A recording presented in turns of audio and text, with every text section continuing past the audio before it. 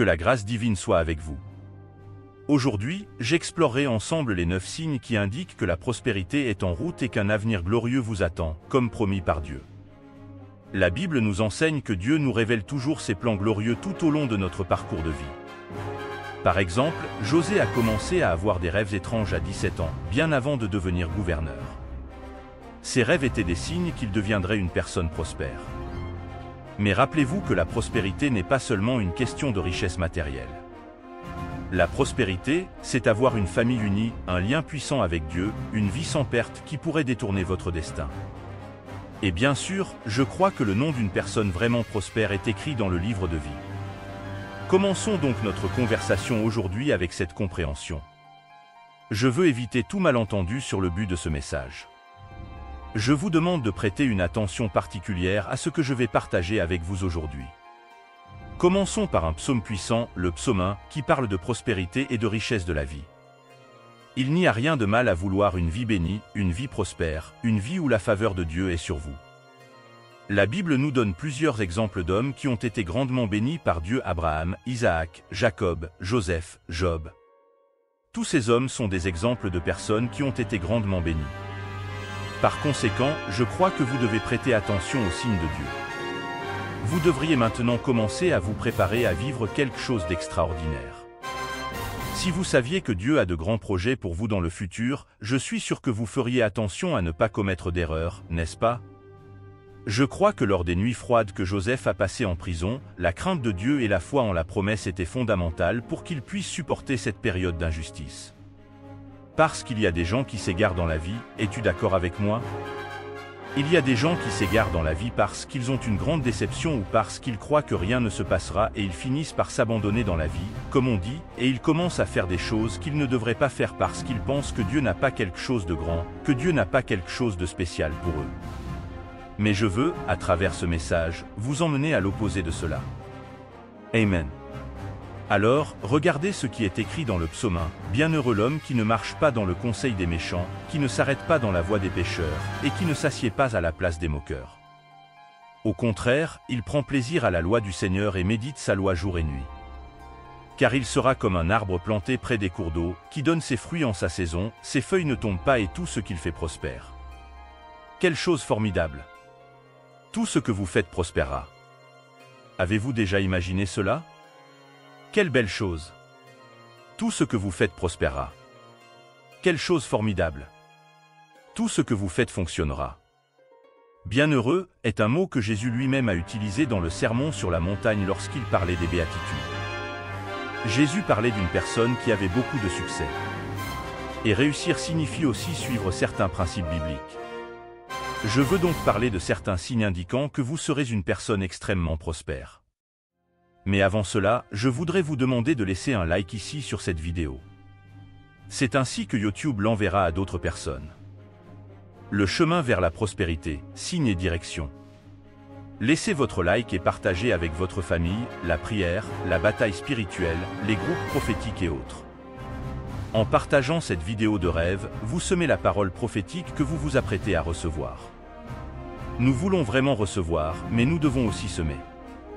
Semez la parole dans la vie des autres et permettez à Dieu de porter sa parole à vos proches qui ne connaissent pas encore le Christ. Parlons des signes d'une personne prospère. Le premier signe est d'avoir des rêves prophétiques, tout comme Joseph. Rappelez-vous, l'un des rêves de Joseph était que le soleil, la lune et les 11 étoiles se prosternaient devant lui. Les rêves d'argent, d'avions, de voitures, de poissons et d'eau propre représentent la prospérité et sont des signes que Dieu a des projets pour votre vie. Le deuxième signe de prospérité est que vous ne suivrez pas la majorité. Vous serez le genre de personne qui suit vos instincts, qui sont liés à la prophétie que Dieu a placée dans votre vie. Pour suivre votre instinct, vous devez avoir la faveur de Dieu et consulter Dieu. Vous ne pouvez pas être une personne qui agit de manière irréfléchie. Le troisième signe de prospérité est votre capacité à discerner le spirituel. Le discernement spirituel, c'est savoir qu'il y a des gens avec qui vous ne devriez pas marcher, qu'il y a des gens avec qui vous ne devriez pas être et qu'il y a des endroits où vous ne devriez pas rester. Vous devriez être là où Dieu veut que vous soyez, tout comme David. Lorsque David était sur le champ de bataille, il a compris que Dieu l'appelait à cet endroit. Il savait qu'il allait à la rencontre de son destin. Le quatrième signe est de regarder les gens avec les yeux de Dieu. La Bible dit que celui qui trouve une femme trouve une bonne chose. Tout comme il y a des femmes qui vous endetteront, il y a des hommes qui vous endetteront. C'est pourquoi vous devez choisir la personne que vous allez épouser. Imaginez s'ils dépensaient tous les deux et n'avaient aucun contrôle sur leurs finances. Peu importe si vous gagnez 10 000 par mois, si vous gagnez 50 ou si vous gagnez cents, 2 cents, 5 cents, vous serez toujours endetté. Pourquoi ? Parce qu'il n'y a personne qui sache s'organiser pour dire « arrêtons de dépenser, organisons-nous, il faut se rassembler ». Celui qui trouve un bon partenaire, une bonne épouse, un bon mari, se connecte à la prospérité divine, à ce que Dieu a. Alors rappelez-vous, ne sortez pas avec n'importe qui. Choisissez bien, car la bonne personne peut améliorer votre vie, tandis que la mauvaise personne peut la gâcher. La vraie prospérité, un voyage de foi et de sagesse. Je vais maintenant parler d'un sujet qui nous touche tous, la recherche de la véritable prospérité. Mais d'abord, clarifions quelque chose d'important. Malheureusement, il y a ceux qui ne s'impliquent qu'avec des personnes qui n'apportent aucune valeur ajoutée à leur vie. Cela doit changer.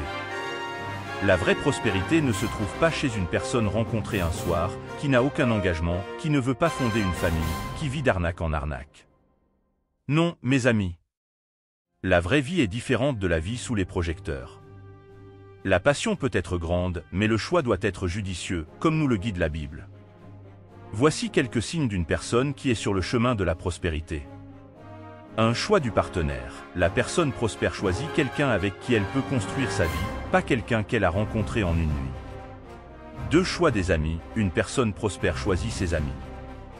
Elle sait à qui elle peut faire confiance et à qui elle ne peut pas faire confiance. Elle comprend que l'environnement dans lequel elle vit peut la pousser vers le haut ou la tirer vers le bas. 3 contrôles d'accès. Une personne prospère ne donne pas à tout le monde accès à sa vie. Elle ne révèle pas tout. Pourquoi ? Parce que vos mots peuvent vous voler. Trop parler peut être nocif. La sagesse consiste à contrôler ce qui sort de notre bouche. 4 habitudes de prospérité. Une personne prospère adopte des habitudes qui attirent la prospérité de Dieu dans sa vie et dans sa famille. La Bible dit que si vous êtes fidèle en peu de choses, Dieu vous accordera beaucoup. 5 amour pour la foi. Une personne prospère aime les choses de la foi. Elle ne rejette pas les choses de la foi. Parce que la vraie prospérité vient avec l'aide de la foi. La foi fera partie de sa vie. N'oubliez pas que tout le monde à l'Église n'est pas bon. Il y a des gens dans l'Église qui n'ont pas Dieu et ceux qui ne craignent pas Dieu n'ont pas non plus le caractère qui mène à la prospérité. Le voyage prophétique, une opportunité unique. Je voudrais partager une réflexion sur la prospérité. La véritable prospérité ne se limite pas à la richesse matérielle. La Bible nous enseigne que l'âme généreuse prospère.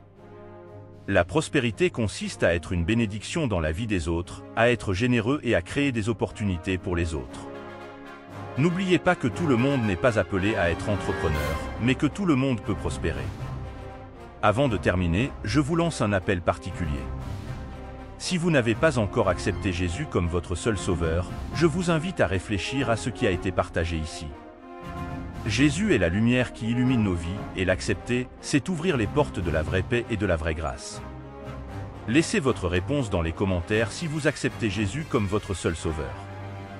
Nous voulons connaître votre opinion. Laissez également vos questions, réflexions ou suggestions pour des histoires futures. Votre interaction est précieuse et enrichit toujours notre communauté. Enfin, j'exprime ma profonde gratitude de faire partie de cette chaîne.